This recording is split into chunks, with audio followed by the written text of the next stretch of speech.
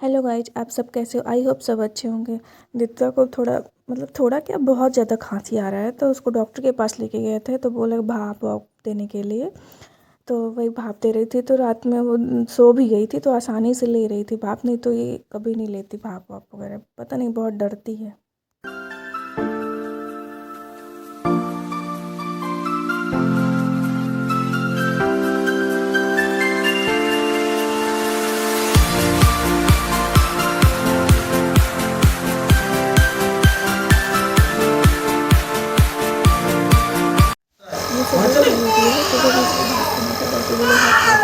वहाँ चले बेटा, वहाँ चले, चले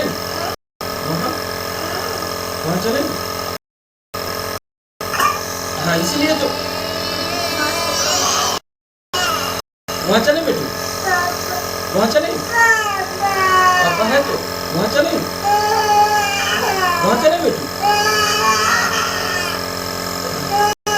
वहाँ चले।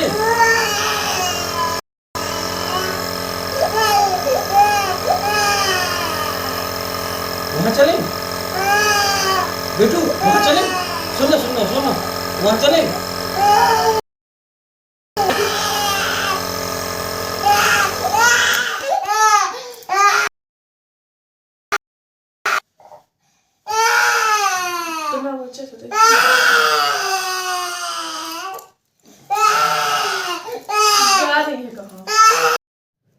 इस लड़की के लिए सुबह सुबह ऑमलेट। क्या खा रही बेटा? ऑमलेट। क्या क्या खा?